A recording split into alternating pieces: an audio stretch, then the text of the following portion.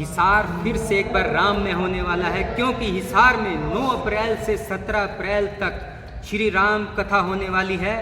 और हिसार में पधार चुके हैं परम पूज्य डॉक्टर नरेश चंद्र शास्त्री जी, जो कि 9 दिनों तक लगातार श्री राम कथा करेंगे और पूरा माहौल राम में हो जाएगा। यह राम कथा अग्रसेन भवन में होगी और श्री राम लीला कटला द्वारा इसका आयोजन किया जा रहा है। तो हम स्वामी जी से जानना चाहेंगे कि इतनी पुरातन होने के बाद भी लगातार जो है किस तरह से नवीनता बनी हुई है श्री राम कथा को लेकर। ये भगवान का दिव्य चरित्र है, ये कभी पुराना नहीं होता है। मैं आपको पहले भी बता चुका हूँ, कोई साधारण पुरुष की कहानी हो वह तो पुरानी सी लागे, लेकिन ये भगवान का दिव्य चरित्र है, इसमें तो नवीनता आती है। पान का रस, पान खाते हैं ना, वह रस आता है वो पुराना हो जाता है या नया? गंगा जी में डुबकी लगाओ तो वो जैसी डुबकी लगाओ वो जल नया आ जाएगा, नयापन लगेगा। हाँ, ये राम गंगा का जल कभी पुराना नहीं होता है, कभी बासी नहीं होता है, हमेशा वह ताज़ा रहता है। इसीलिए तुलसी बाबा ने इस राम की कथा को पूछो रघुपति कथा प्रसंगा, सकल लोक जग पावन गंगा। यह राम की कथा, प्रभु की कथा जो है ये गंगा है, और गंगा का जल कभी पुराना या बासा नहीं होता है, हमेशा ताजा ही बना रहता है। इसलिए भगवान की कथा कभी पुरानी नहीं लगती है, हमेशा ताजा ताजा तरोतर ताजा रहती है। स्वामी जी, जैसे अभी अयोध्या में श्री राम लला का मंदिर स्थापित हुआ है वर्षों के प्रयास के बाद, तो आपको लगता है कि इससे देश भर में कोई अलग माहौल बनेगा, बच्चों को नई दिशा मिलेगी, युवाओं को कुछ नया पता लगेगा, नई दिशा मिलेगी? क्या सोचते हैं इस बारे में? मैं कहता हूँ कुछ समय के बाद में हमारी आने वाली पीढ़ी पूछा करती कि राम कौन है, कृष्ण कौन है, लेकिन जो हमको अधेसा हो रहा था ना, वह वास्तव में हमारा अधेसा मिट गया।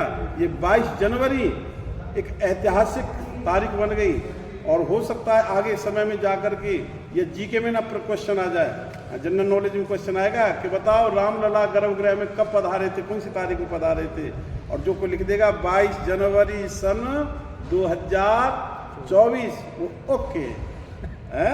तो ये तो भाई एक इतिहास बन गया, 22 जनवरी का दिन, 22 जनवरी की तारीख हमारे इतिहास में लिखी। स्वामी जी, जैसे कि अब हिसार में श्री राम कथा महोत्सव होने वाला है, तो इस संदर्भ में आप श्रद्धालुओं को क्या संदेश देना चाहेंगे? मैं तो प्रभु की कथा सुना करके उनको भक्ति से ओत-प्रोत कराऊंगा। जितनी मुझ में कोशिश होगी उनके जीवन को राममय बनाऊंगा, उनके आदर्श को राम के आदर्श के अनुकूल ढालूंगा। पहले तो मैं ही पूरी कोशिश करता हूँ राम जैसा चरित्र मेरे जीवन में आ जाए, लेकिन जब मेरे जीवन में आ जाएगा तो मैं शायद श्रोताओं को भी वह उसमें डाल दूंगा। राममय बनाने का मेरा यह भरसक प्रयास रहेगा कि इन 9 दिनों को ये हिसार की भूमि पर निवास करने वाले शायद कभी न भूलें। जी, ये एक अनोखी यादगार है। जी जी।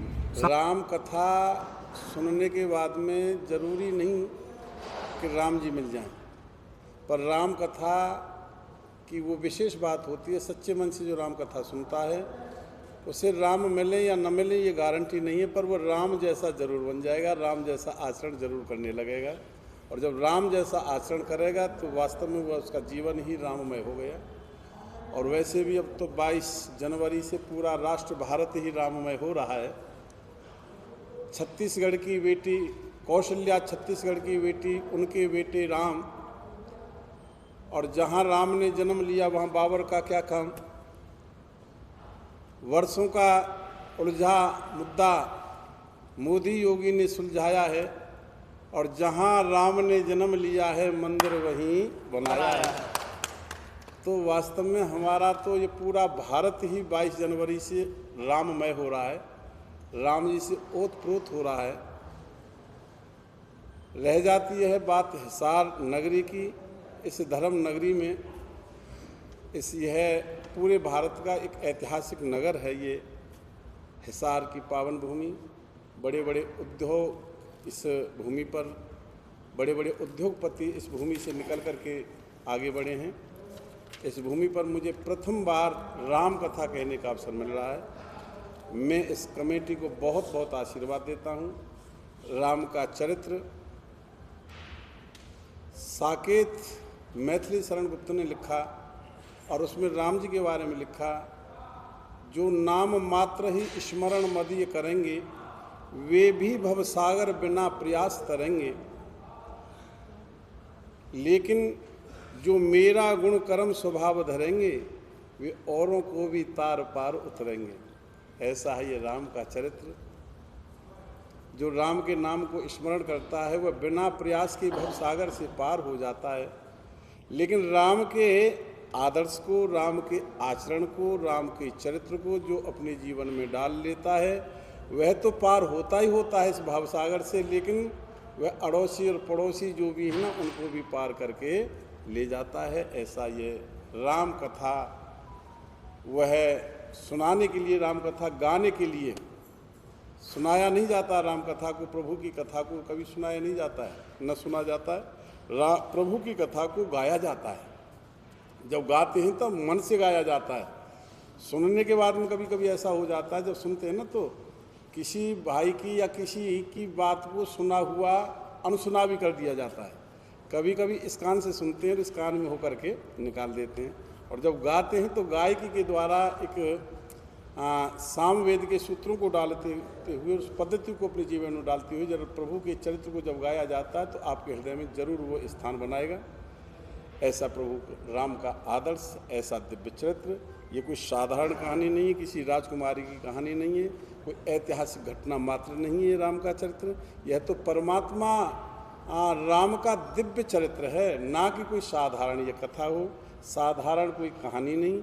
यह भगवान का चरित्र यहाँ गाने के लिए मुझे अवसर मिला है। और यह क्रमशः 9 दिन चलेगा, नवा पारायण होगा। और 9 दिन जो सच्चे मन से राम कथा जो श्रवण करता है ना, सभी पत्रकार बंधुओं को मैं ये बता देना चाहता हूँ, और इस कमेटी के पदाधिकारियों को भी मैं बता देना चाहता हूँ, कार्यकर्ताओं को भी बता देना चाहता हूँ, सच्चे मन से यदि 9 दिन में आपने ये राम कथा को श्रवण किया तो अपना अभाव और परमात्मा का स्वभाव आपकी समझ में जरूर आ जाएगा। और जिस दिन अपना अभाव और परमात्मा का स्वभाव समझ में आ जाए, कल्याण सहज हो जाएगा। यह कल्याण करने वाली ये कथा है, भवसागर से तारने वाली कथा है राम कथा।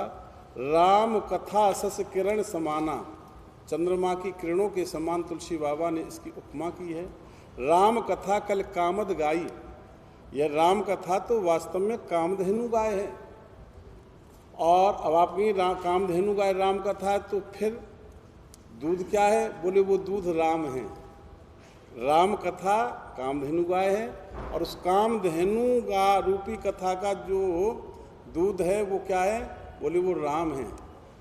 बोले दूध में तो शक्कर भी चाहिए, बोले वो शक्कर जो है ना वो है लक्ष्मण है, क्योंकि जब मीठा चीनी आदि डाल दी जाती तो उसका स्वाद और बढ़ जाता है। तो इस राम रूपी दूध के अंदर लक्ष्मण रूपी शक्कर को डाला गया है, तुलसी बाबा के द्वारा ये कह रहे हैं। अब आप बोले कि जब शक्कर भी पड़ जाती है तो उसका भाव, स्वाद और भाव बदल जाता है, बढ़ जाता है। बोले यदि दूध में केसर डाल दी जाए तो बोले स्वाद और बढ़ जाएगा। बोले वो केसर कौन है? वो बोले वो केसर जो है वो भरत भैया है। भरत भैया का चरित्र तो आप सब जानते हैं। राम के चरित्र से भी यदि 1000 गुना भी यदि कोई चरित्र है तो भरत भैया का चरित्र है। राम के चरित्र को गाना बड़ा साधारण हो सकता है, लेकिन भरत के चरित्र को गाना बड़ा मुश्किल है। परमात्मा के दिव्य चरित्र को तो भक्त गा सकता है, लेकिन एक संत के चरित्र को गाना कोई साधारण बात है। तो भरत इस कथा में इस पूरी कामधेनु जो गाय का दूध राम, और इसमें लक्ष्मण शक्कर और भरत केसर है, ऐसा संयोग बना है। और इस संयोग में मुझे ये खुशी है, मुझ जैसे अज्ञानी वक्ता के द्वारा यहाँ राम कथा सुनाने का अवसर मिल रहा है। आप सभी छायाकार पत्रकार बंधुओं का मुझे दर्शन हो रहा है, ऐसे ऐसे राम भक्तों का मुझे दर्शन हो रहा है। मैंने तो अपने जीवन को धन्य आज ही मान लिया। स्वामी जी, जैसे जन्म से मृत्यु तक हम राम कथा सुनते दिखाई देती है, तो ऐसी क्या विशेषता देखते हैं आप श्री राम की कथा में? इसमें परमात्मा का चरित्र है, कोई साधारण मानव का चरित्र नहीं है। ये पिक्चर नहीं है। पिक्चर को हम एक बार देख लेते हैं, दोबारा देखने का मन नहीं करता। कुछ चीज़ें हमारे जीवन में ऐसी हैं वो हमेशा नई रहती हैं। जैसे सूर्य का प्रकाश, सूर्य की रोशनी कभी पुरानी होगी? गंगा का जल कभी पुराना होगा? और भगवान की कथा और अच्छा मित्र वो भी पुराना नहीं होता है, और अच्छी पत्नी ये भी पुरानी नहीं होती कभी। जितना अच्छी सुयोगी पत्नी होती है ना वो कभी पुरानी नहीं होती। ये शास्त्र का नियम है। मनु जी महाराज ने ऐसा लिखा है मनुस्मृति में। पत्नी, सूर्य का प्रकाश, गंगा का जल, भगवान की कथा, अच्छा मित्र कभी ये पुराने नहीं, ये हमेशा नए। स्वामी जी, जैसे आजकल के जो बच्चे मोबाइल लैपटॉप में घुसे रहते हैं, तो आपको लगता है कोई राम कथा के माध्यम से या किस माध्यम से बच्चे मतलब सदमार्ग पर चल सकते हैं? देखिए, ऐसा बच्चे इस लैपटॉप में, कंप्यूटर में, मोबाइल में घुसे रहते हैं, उनकी एक आदत बन गई। क्योंकि वो आजकल के जो बालक पैदा होते हैं वो कंप्यूटर के द्वारा पैदा होते हैं। माता जब गर्भावस्था में होती है तो वह मोबाइल देख रही है, गर्भाधान की अवस्था है तो पिक्चर देखते देखते। तो जो बालक कंप्यूटर के द्वारा पैदा हो रहा हो तो उसका रुझान तो उधर होगा। भाई, अभिमन्यु वाली बात है। अभिमन्यु माँ के गर्भ में था, कथा सुन ली, आप सब जानते हैं। प्रहलाद माँ के गर्भ में था और माँ कयाधु नारद जी के यहाँ रहती, नारद जी के यहाँ सत्संग होता, और उस सत्संग जब होता तो उसका प्रभाव माँ कयाधु के गर्भ में जो बालक पल रहा था उसके ऊपर पड़ गया। तो गर्भावस्था में माताएं जैसा आचरण करती हैं ना, उसका प्रभाव उसके गर्भ में जो बालक पड़ रहा है उसके ऊपर पड़ जाता है। अब रह जाती है बात आपका दूसरा प्रश्न था। आप बड़े चतुर हैं, क्योंकि एक ही प्रश्न में आपने दो प्रश्न कर दिए। ठीक है, एक तो इस प्रश्न का समाधान हो गया कि बालक मोबाइल में घुस रहे हैं इसलिए घुस रहे हैं। दूसरा, अब इनको उधर से इधर क्यों कैसे मोड़ा जाए? यह तो एक भक्ति का साधन है। इधर से हट, उधर से हट, इधर आ, इसी में तेरी आस की है। उधर नाम संसार का, इधर नाम परमात्मा का है। उस संसार से हट कर के परमात्मा की तरफ आए, उसी में एक भक्त की और हमारी तुम्हारी आस की है। आपने भजन सुना होगा, आस की इतनी सस्ती नहीं है, बंदगी तेरे बस की नहीं है। ये तो प्रेम की बात है, ऊधो बंदगी तेरे बस की नहीं है। प्रेम नाम है भक्ति का। और ये कथा सुन करके हमारा परमात्मा के प्रति प्रेम जागता है, और जब परमात्मा के प्रति जब हमारा प्रेम जाग जाता है तो परमात्मा का साक्षात्कार अवश्य होगा। यदि उन बालकों को इधर मोड़ना है तो उनको अधिक से अधिक उनकी माताओं को चाहिए कि अपने अपने बालकों को लेकर के इस कथा पांडाल में आकर के उपस्थिति दर्ज कराएं, बालकों को कथा सुनाएं। चाहे वो पांडाल में आकर के शोर भी मचाएं ना, तो भी मुझे अच्छा लगता है, क्योंकि वो कुछ ना कुछ तो सुनेंगे और उनको लगेगा हमारी माँ कथा सुन रही है, हमारा पिता कथा सुन रहा है, तो हम क्यों ना सुनेंगे। केवल यही एक उपाय है और कोई दूसरा सूत्र नहीं। स्वामी जी ने बताया कि जो ये राम कथा महोत्सव है, रामनवमी महोत्सव है, ये यादगार बनने वाला है। मैं एक बार फिर से बता दूं कि श्री रामलीला कमेटी कटला द्वारा 9 अप्रैल से 17 अप्रैल तक महाराजा अग्रसेन भवन में हर रोज 3:15 बजे से 7 बजे तक श्री राम कथा होगी, और स्वामी जी हमारे साथ रहेंगे उस दौरान, और काफ़ी कुछ सीखने समझने का एक अवसर मिलेगा। तो जुड़े रहिए जुगाड़ इन न्यूज़ के साथ।